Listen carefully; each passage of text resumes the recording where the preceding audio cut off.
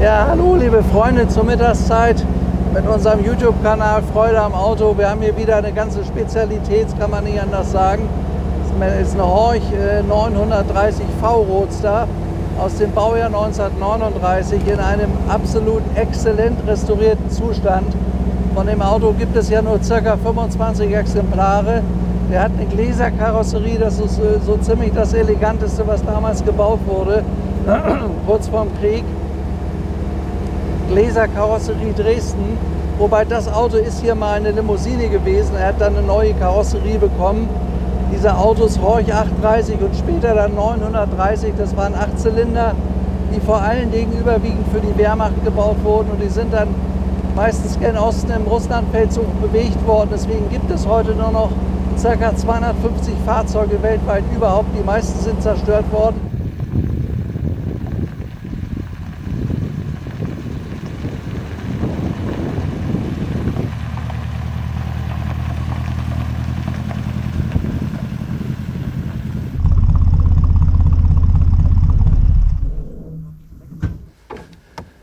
Ja, unser Horch 930 V Roadster hat eine 8-Zylinder V-Maschine, deswegen auch V.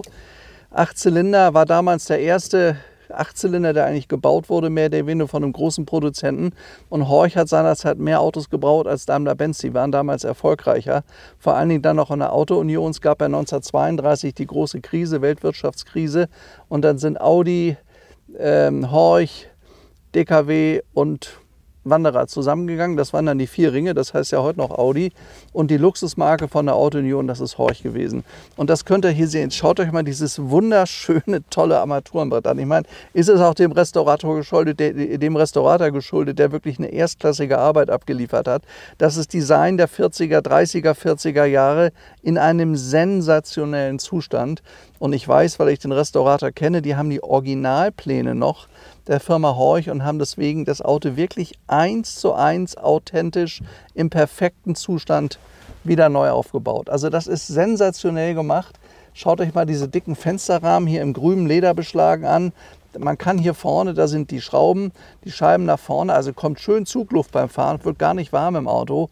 Und all das, was hier gearbeitet wurde, das ist von wirklich erlesener Qualität. Besser kann man sowas überhaupt nicht restaurieren. Schaut euch das mal an. Das sind die Haken fürs Verdeck, wenn das nach vorne kommt. Wir fahren aber heute auf, weil es also relativ warm ist. Fahren wir natürlich offen mit so einem Wagen. Und schaut euch mal das Holz an. Also eine bessere Verarbeitungsqualität von Holz kenne ich nicht. Dann hier vorne Öltemperatur, Öl, Benzin, er ist jetzt 3/4 voll, Wassertemperatur. Diese wunderschöne Uhr im Stil der 30er Jahre. Hier, das sind ungefähr 2700 Kilometer seit Restaurierung, das war auf 0 gestellt. Und er hat einen Tacho, der geht bis 160, 170, Spitzengeschwindigkeit war 130 Stundenkilometer. Also ihr könnt sehen, ist übrigens ganz einfach. Hier muss der Schlüssel rumgedreht werden, dann drückt man hier auf den Starter und springt die Maschine an. Hier vorne, ein großer Chromkranz, ist die Hupe und hier das legendäre Horch-Zeichen. August Horch hat die Firma ja 1904 gegründet. Die sind dann später verlegt worden nach Zwickau. Und das ist ja Sachsen und da kommt das eben heute nachher. War lange Zeit zur DDR zugehörig, aber ich sag mal, seitdem es haben sich da also ganz viele Horch-Fans angesiedelt in der Gegend, auch Top-Restauratoren. Das ist alte Kulturgeschichte von Deutschland. Horch war einer der bedeutendsten und berühmtesten Autoproduzenten überhaupt. Und es ist ein bisschen schade, dass das heute nicht mehr übernommen wurde. Ich meine, Daimler-Benz hat die Marke Maybach übernommen, auch aus dieser grandiosen Zeit, 20er, 30er Jahre. Und ich meine, man sollte das bei Horch eigentlich auch machen. Das sind nämlich tolle Autos gewesen. Ich steige jetzt mal aus. Türen gehen nach vorne auf. Das war damals so. Auto ist Baujahr 39. Und ihr könnt auch an den Türen sehen, das zeigt euch Paul vielleicht mal, schaut euch mal diese tolle Qualität an, wie schön das Leder gemacht ist mit mit Kedern hier zweifarbig, dann die Holzgriffe mit Chrom. Also so eine Qualität wird heute im Automobilbau nicht mehr gebaut. Es gibt es nicht mehr, auch die Sitze hier. Also das ist authentisch 1:1. So ist der Wagen seinerzeit auch gebaut worden. Das ist also mit einer Detailkreuz alles Handarbeit gewesen. Es war nichts per Maschine, also alles Handarbeit nur. Keine Massenproduktion, dementsprechend teuer waren die Wagen. Also so ein Auto hier hat ungefähr 15.000, 16.000 Reichsmark gekostet. Da gab es damals schon fast ein kleines Reihenhaus für. Ja, jetzt steigt Paul vielleicht mal aus, zeigt euch, dass mal wie der Wagen von außen aussieht. Also was hier erstmal ganz besonders auffällt, das ist diese irre Linie, weil die normale 39V Limousine oder 39V Cabrio war ein bisschen plump für meine Begriffe. Aber die haben hier ein Design, einen Schwung, eine Linie. Also eleganter geht das nicht. Das ist einer der schönsten Vorkriegs-Cabriolets, die es überhaupt gibt. Schaut euch mal diesen Schwung an. Da sind nirgends Ecken oder Kanten. Das ist alles eine fließende Linie, wo man guckt hier hinten. Auch diese toll ausgeschnittenen Kotflügel. Also einfach ein tolles Auto. Hinten das große Reserverad drauf, Horch mit dem Horch-Logo. Wie gesagt, August Horch hat das 1904 gegründet. Horch kam eigentlich aus dem Rheinland, von der Mosel. Ja, dann haben wir hier vorne, das ist vielleicht mal ganz interessant, damals ist immer das Fahrgestell der Motor geliefert worden und dann ist das Auto zu einem besonderen Karossier verbracht worden und das steht hier vorne, das ist das Logo der Firma Gläser Karosserie in Dresden. Da sind diese Autos gebaut worden, schon zur Kutschenzeit aktiv gewesen, könnt ihr hier vorne sehen, das ist das Gläser-Logo. Und das Auto hat einen Qualitätsstand, der ist sensationell. Und was dieses Auto noch so besonders macht, das ist die Farbgebung. Er ist Elfenbeinfarbe, hat diesen wunderschönen dunkelgrünen Strich hier, der sich von vorne bis hinten zieht, könnt ihr glaube ich sehen. Und innen ist er dunkelgrün, das Auto hat auch ein dunkelgrünes Dach. Ja, er hat geleistet 92 PS, war 130 Stundenkilometer schnell, hatte eine 3,8 Liter Maschine. Die hat man zum Schluss nochmal aufgebohrt. Dann hat er diese wunderschönen Chromspeichenräder da dran. Die toll geformten Stoßstangen könnt ihr vorne auch sehen. Also ich sage mal, sehr viel schöner kann ein Auto nicht sein. Obwohl das damals obere Mittelklasse war. Also Horch insgesamt war ja ein Oberklasse-Produzent, aber es gab ja dann noch den Horch 853, das war der 8-Zylinder-Reihe. Das war nochmal eine Stufe oben drüber. Leider haben die dann keine Kompressorfahrzeuge mehr gebaut bei der Firma Horch. Dann kam der Zweite Weltkrieg 1940, dann ist die Produktion eingestellt worden und dann hat man nur noch fürs Militär produziert, auch Militärfahrzeuge. Und da war der 39 mit 8-Zylinder, war das Zugpferd im Zweiten Weltkrieg Richtung Osten, wie gesagt, das ist vom Militär, das waren Offiziersfahrzeuge. Wenn ihr alte Filme seht aus der Zeit, da werdet ihr sehr, sehr oft diese Horch sehen. Waren viertüriger Offizierswagen, aber die sind also ganz viele kaputt gegangen. Man schätzt heute noch 250, gibt es mehr nicht. So, und jetzt muss ich einfach noch mal ein tolles Foto machen, dass man gesehen, wie toll das aussieht hier. Also was bei unserem Auto wirklich besticht, ist die sensationelle Qualität. Das ist ein Auto von einem Restaurierungsbetrieb, das ist ein Familienbetrieb, der seit Jahrzehnten die Nummer 1 ist für meine Begriffe im Vorkriegsbereich. Besser kann man so ein Auto nicht restaurieren. Wir haben übrigens in der Akte dabei jeden Restaurierungsschritt. Die Restaurierung hat über 600.000 € gekostet. Und wenn man so eine Qualität abliefert, dann ist das einfach so teuer. Anders kann man das nicht machen. Und die haben die haben eins richtig gemacht, eine super schöne Farbe da drauf. Dieses dunkelgrün mit Elfenbein, das ist sensationell. Also eleganter kann so ein Wagen nicht aussehen. So, jetzt machen wir mal hinten auf. Da ist ein Kofferraum. Ich weiß bloß nicht, ob der abgeschlossen ist. So, der ist entsprechend schwer. Da ist die Persenning drunter, hier ist die Einbuchtung vom Reserverad. Da passt jetzt nicht allzu viel rein, aber man hat hinten sowas Ähnliches wie Kindersitze. Da passt entweder eine Person noch rein, das können wir euch gleich mal zeigen, oder halt eben entsprechendes Gepäck. Und es gab noch bei Horch eine Gepäckbrücke. Wenn man die sich also drauf gebaut hat, dann konnte man da auch das Gepäck entsprechend drauf lagern, festzurren, festmachen, großen Koffer hinten, das gab es auch im Zubehör. Ja, wie gesagt, es gibt noch 25 echte. Unser Auto war mal eine Limousine, ist aber komplett dokumentiert und die ganzen Teile an dem Auto waren überwiegend alle noch im Original vorhanden. Die sind wieder verwendet worden, als man den Wagen voll restauriert hat. Die Restaurierung übrigens hat 6 Jahre gedauert. Also es ist halt eben feinste Handwerksarbeit und man muss wirklich die besten Leute dafür haben und man muss wissen, wie es ausgesehen hat. Und ich weiß, dass die Originalpläne hier Grundlage waren, als der Wagen restauriert bzw. dann wieder neu aufgebaut wurde.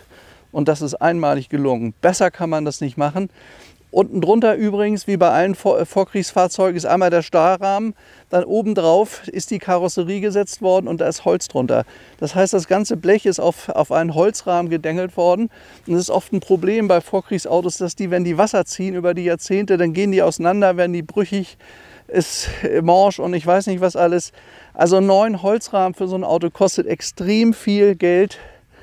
Gelagerte Esche nimmt man da normalerweise für, das ist hier sicher auch passiert und ist halt eben sehr, sehr aufwendig. Ja, mehrere tausend Arbeitsstunden stecken hier drin.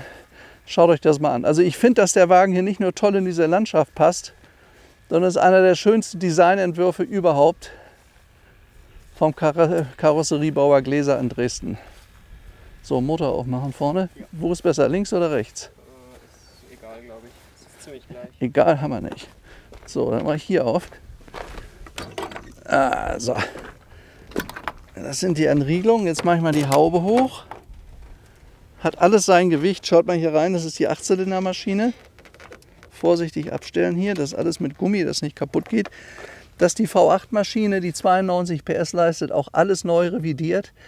Handelt sich aber dabei um einen, wie wir gehört haben, originalen Wehrmachtsmotor, den man da auch verbauen kann. Das ist also alles dokumentiert und es ist halt eben neuwertig, ne? Relativ klein, relativ kompakt, hat eine Starrachse der Wagen, hat Trommelbremsen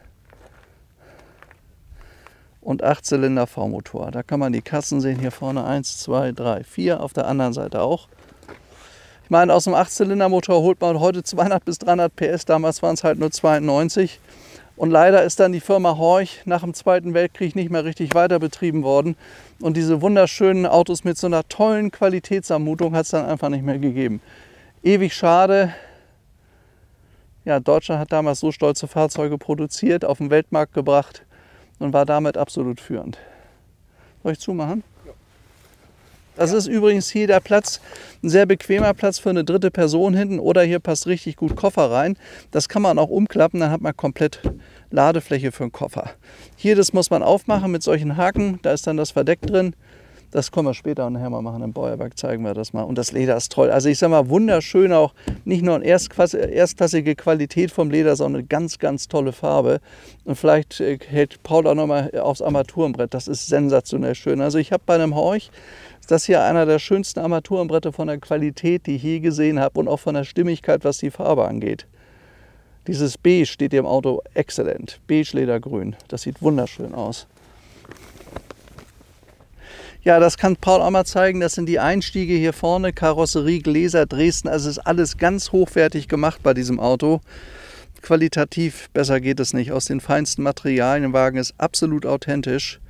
Und dass sowas halt eben einfach eine Menge Geld kostet, ich glaube, das kann man sehen und das ist auch selbstverständlich. So, dann fahre ich ihn jetzt mal.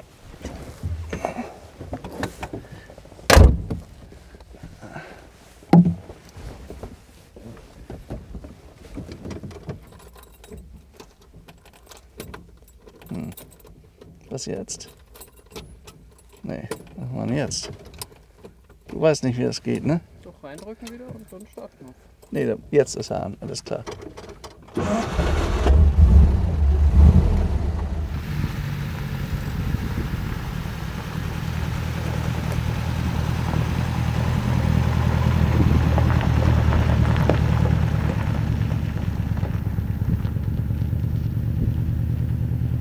Übrigens ganz interessant, der Professor Kirchberg kennt das auch, das ist die Referenzadresse bei Horch. Wagen ist also in der Szene bekannt und gilt als einer der schönsten und besten 39 V-Roadster, die es überhaupt gibt. Das ist auch dokumentiert, wir haben alles fotodokumentiert, wir haben sämtliche Rechnungen.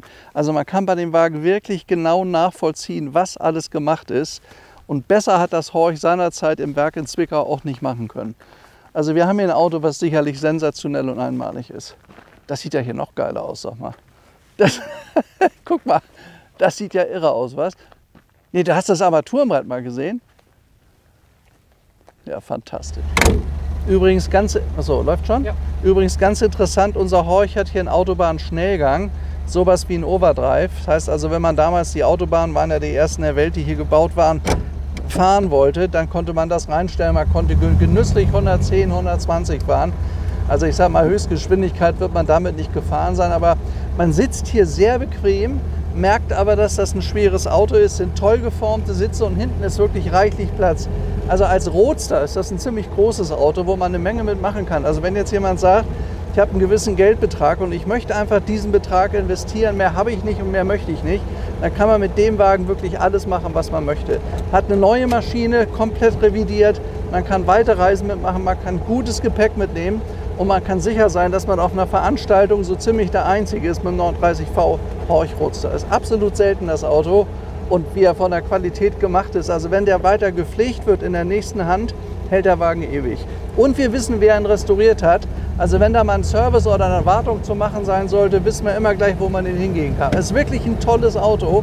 Man muss sich ja mal überlegen, 6 Jahre Arbeit, bis der fertig war, nicht? Das ist ja unglaublich. 6 mal 12 ist 72 Monate. Unglaublich. Und man kann ja nur froh sein, dass es mittlerweile noch Handwerksbetriebe gibt, die sowas überhaupt können und verstehen. Derjenige, der das hier restauriert hat, der ist auch tätig für die Marke Audi, weil die haben ja das Audi-Museum in Ingolstadt und er erhält dort alle Aufträge. Also man kann wirklich sagen, das Auto kommt aus bester Hand, die möglich ist, was die Restaurierung angeht.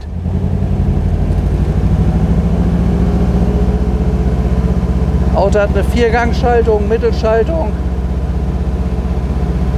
Hinterradantrieb logischerweise, aber man merkt, dass man hier 2 Tonnen fährt. Also Servolenkung gab es damals nicht. Es gibt aber die Möglichkeit, hier eine elektrische Lenkung einzubauen, dann bewegt sich so ein Wagen ganz, ganz leicht. Aber wenn man den Landstraße fährt, ist das überhaupt gar kein Problem.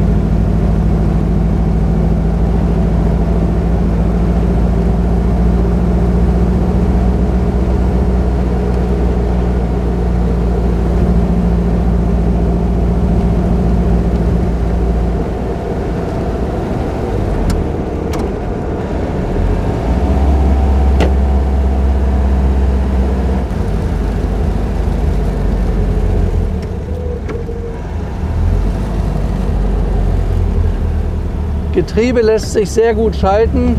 Man braucht immer so 1 bis 2 Sekunden, bis das in den nächsten Gang geht, aber dann ist das astrein. Motor läuft gut. Ja, Technik ist ja alles gemacht bei dem Wagen. Also das ist sicherlich ein ganz besonderes historisches Automobil und dann zumal noch in dieser Qualität. Beim Material, was 80 Jahre alt ist, kann nicht mehr so aussehen. Es gibt zwar noch den einen oder anderen originalen Wagen, aber in dieser Qualität geht nicht, weil Holz altert, Leder altert. Aber wenn man dann die Pläne hat und das so perfekt restaurieren kann wie dieser Restaurator, dann kann ich wirklich nur sagen, mein allergrößtes Kompliment und dann noch die Leute hat, die das auch können, das ist schon toll. Also besser kann man das nicht machen, es geht nicht.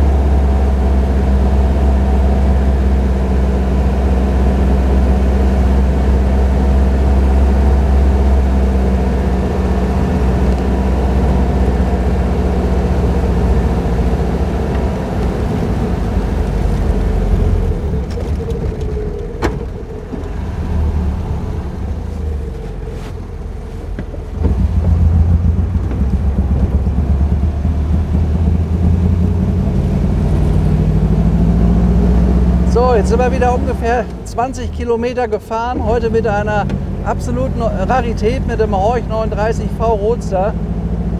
An alle die, die Spaß haben hier zuzugucken, Freude am Leben, Freude am Auto ist das mal wieder. Es macht einfach Spaß, darüber zu schauen. Das ist einfach eine Pracht. Und die heutigen Automobile, die haben sowas leider nicht mehr. Ich finde das sensationell. Und da ist das Fahren, das an sich das eigentliche Erlebnis. Und wie hier sowas mit Elektro fahren soll, weiß ich jetzt nicht so genau. Aber die ganze Mechanik, die muss man spüren, die muss man fühlen. Das macht mir eine absolute Freude. Ja, der Weg ist das Ziel.